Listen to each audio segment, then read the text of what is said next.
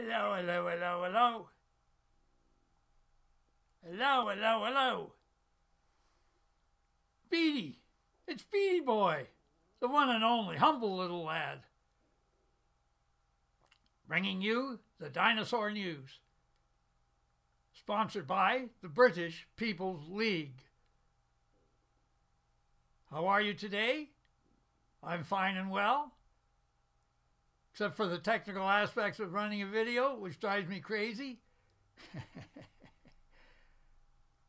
Thanks for tuning in.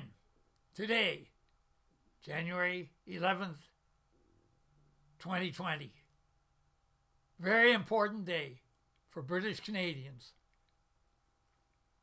Today, the 205th birthday of Sir John Alexander Macdonald, the bust sitting right here. And he posed for that bust in 1890. He was in Toronto in November. Previous video has described the details on the back of the bust. So this was the day, January 11th, 1815, that Sir John Alexander Macdonald was born. Was he born in China? Nope. Was he born in Iran? Nope. Was he born in Mexico? Nope. Was he born in Africa? Nope. He was born in Glasgow, Scotland, Bonnie, Scotland, part of the British Empire.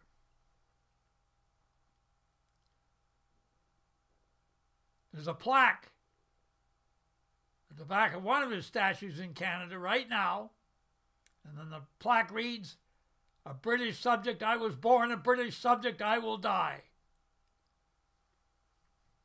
British Canadians, hold your head up high. One of us, one of the clan. Speaking of clans, I'm holding a copy, a photostat, of a letter that was brought to my attention a few years back. I'm grinning because it's pretty incredible.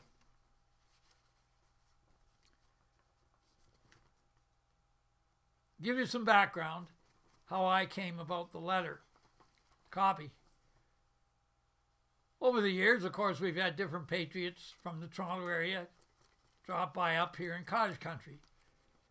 Now, when I used to lease 100 acres of bush with an old pioneer house on it, we had some rough and toughies. Now, a patriot named Cain, C-A-I-N, I don't know where he is now, dropped out of my vision, was a good friend, patriot. Now, Cain used to bring up a few fellows for a weekend. Campfires, singing the old songs, and a pint or two. Now, this letter is documented, the copy photostat, from the Archives of Canada. So it's in the Archives of Canada in Ottawa. The file number, it's too incredible, folks. The file number is Cain, yes, Cain, C-A-I-N, in capitals, number 258842. That's the file number. I happen to be born on February 25th. The 88 slipped in the middle there, and 1942, I was born. I don't know if you'd be able to see it in the screen, the Cain aspect. I'll hold my finger. Oh, yes, yes, you should be able to see Cain there. Okay.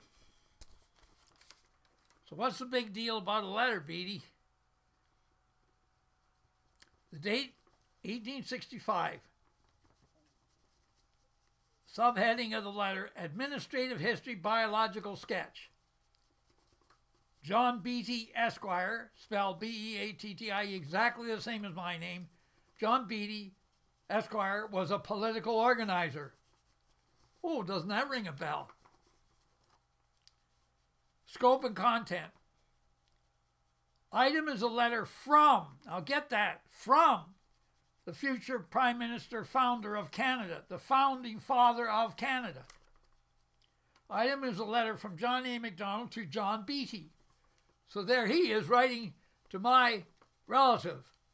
And of course, of relatives, Beattie wasn't that popular a name. Last 100 years we've been busy boys. All coming out of Aberdeenshire in Scotland, the Beatties. Item is a letter from John A. Macdonald to John Beattie, a political organizer, relating to the general reception of the Confederation scheme. So he's getting advice from John Beattie how to found the country. Is it any wonder that in Canada's secret civil war, late 70s and early 80s, that I was going to be a spokesperson, more like a press officer, for some rogue establishment members who tried to take Canada back for the old stock. How could you beat credentials like this? You try it. The letter was dated February 3rd, 1867. The letter was written in Quebec City, Quebec, and received at the Barnett Post Office, Canada West, by Beattie, from John A. Macdonald. He wasn't a sir yet. Repository, National Archives of Canada. Provenance, John Beattie, FL, 1865. Subjects, Canada History, Confederation, 1867, 1865. Sir John Alexander Macdonald, 1865. So, what else can we add? On page 2,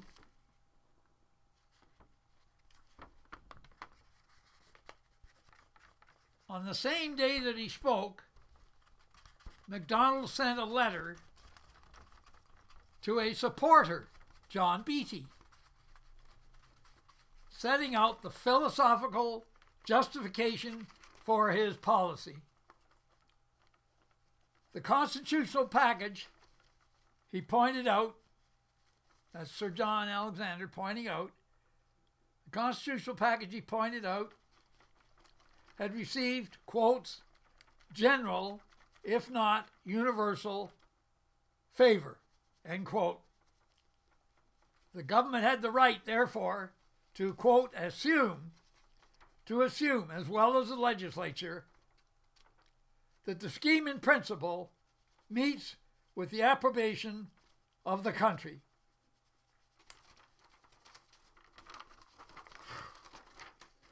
I remember one time I showed this letter to a buddy. We have the odd beer in the kitchen, and it caught him off guard when he was reading it. He said, "Wait a minute, this can't possibly be you." He caught the dates. Okay, so I thought that's kind of cute, reading that out on the 205th anniversary of the birth of Sir John Alexander Macdonald.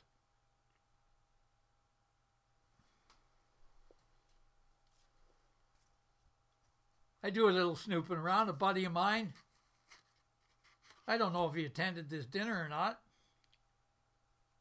but in 2012,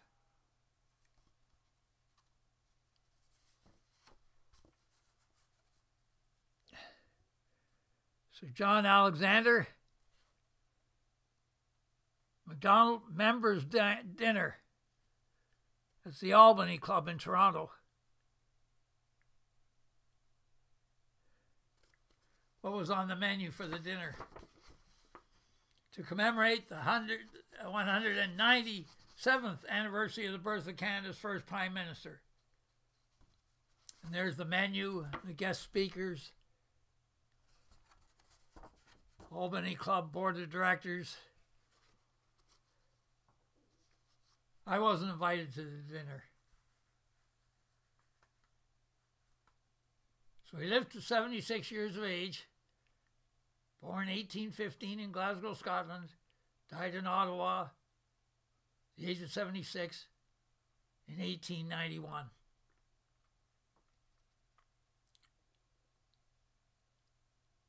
And now you've got some greaseball globalists, the cannibals of multiculturalism, liberal sickos, taking down one of his statues in British Columbia, take away all our past, our history. Well, it ain't going to work, you creeps. You bad guys I'm addressing right now, it ain't going to work because there's enough people waking up. You're Canadians, European Canadians, British Canadians. How often do you hear the term British Canadian? Not very often. The globalist news media, you know, like Anglo. That can mean anybody can speak English. British Canadian is something very specific and something to be very proud of. Of course, the country couldn't have been built without our buddies, our friends, our cousins, European Canadians. So, lately some of the videos have only been 10 minutes now. What about current events, Johnny boy? This is the Dinosaur News. Give us some other news. Well, to start off with, I do have, could be of interest to you out there, especially new viewers, an incredible chat room emanating out of Britain, England to be specific. So if you look up on YouTube, Street Soldier UK, Street Soldier UK, and check out their ongoing YouTubes and chat rooms. Now, on security, they're brilliant, brilliant, brilliant. One of the reasons I have shut the comment section off on all of my videos, except maybe one or two,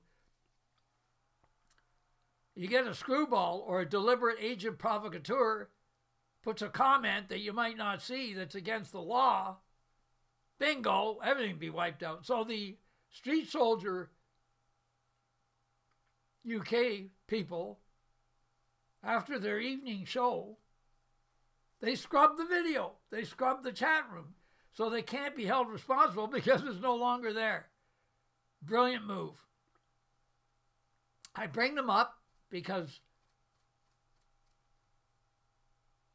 well, the word street implies it, doesn't it? The little people. It's the little people, the patriots, the salt of the earth in Britain, whose friends discuss many items in the chat room while they have guest speakers coming through on the stream, which I know nothing about how to do streaming, etc. I'm a one-focused person. I couldn't handle chats going yapping. But I want you to take note of that. YouTube, Street Soldier UK. They discuss every angle of patriotism. I mean every. They have a term out there in the political world called civic nationalists, especially in Britain, where people mix race or old-time immigrants, old-timers who have landed in Britain, might not be white. But they want Britain to remain white, to remain under white control.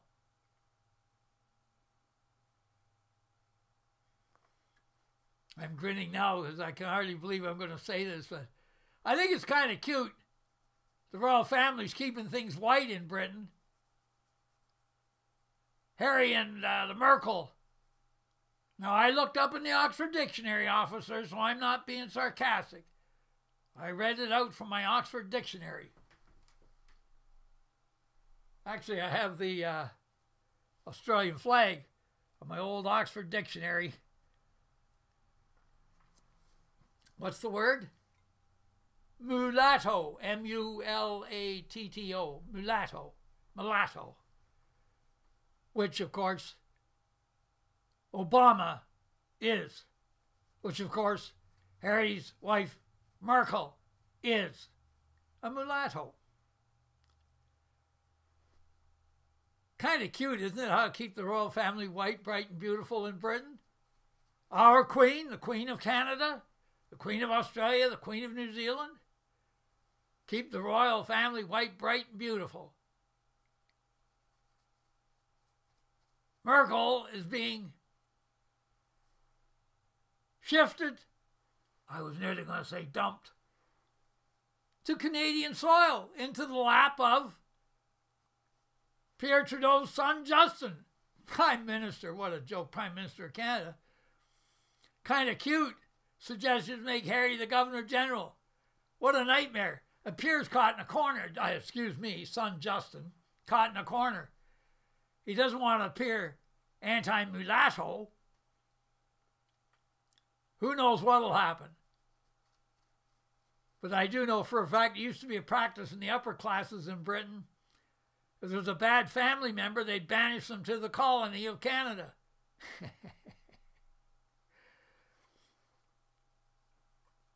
Okay, what else in the news? In spite of all that Trump does, I hate to bring his name up in a good light because he's ticked off so many of us. But when he gave that sturdy press conference very recently about the Iranian situation, and from the White House, he did the live press conference, no questions allowed. Suddenly, the doors opened up before him, and in marched, oh gosh, there must have been 20 of his military high-ranking and Secretary of State, etc. I don't have the time or patience to go back and do all the research and everything. Let you folks do it. But afterwards, it occurred to me, I don't think there was a person that wasn't white. It was a sea of whites, the strength, the cabinet, while Trump gave his sturdy speech about the Iranian situation. Kind of cute, isn't it? So we've gone from the white royal family to Trump's white press conference. Now, how about Canada? Well, there's a Euro-Canadian Alliance, or Canadian-Euro Alliance. They're talking our language. Canadian Nationalist Party, talking our language. So there's different subgroups, as there are many in Britain, that are encouraging. Now I go back to this chat room. The beauty of the chat room, they're dissecting potential candidates to lead the revival of the white reclamation of British soil. And they dissect every name out there in the patriotic scene. Now, the shock to me, it was a shock. I can't be that naive, but I guess on some things I am naive. The shock to me was the rough language in the chat room. Rough as hell. But, hey, people are being stabbed in the streets. Wouldn't you use rough language? Now, during the night, while I was thinking this show over, excuse me then while I dip the head down here to look up something in the dictionary, the word intruder. I was trying to think of words that they couldn't pin me down on as trying to stir up any trouble. Okay, word, inset, in trouble, intruder, R-S-T, boy. Be patient, folks. Be right with you. Intruder, I'm looking up to get it exact. Holy mackerel. I should have had all this done for you. But hey, use my age as an excuse. Intrude. Thrust, force a thing, thrust himself, uninvited. Beautiful, beautiful. The intruders. With all the intruders in Britain and the stabbings and slashings on the streets, the mayhem, commotion, confusion brought about by intruders, can you blame even the ladies for rough language? No, you can't blame them one bit.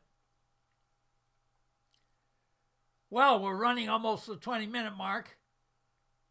Now I've got to take my time posting this video. So again, happy birthday, Sir John Alexander Macdonald. Thank you for listening, folks. I hope you've enjoyed the video. We'll be at you next time. God save the Queen. Goodbye for now.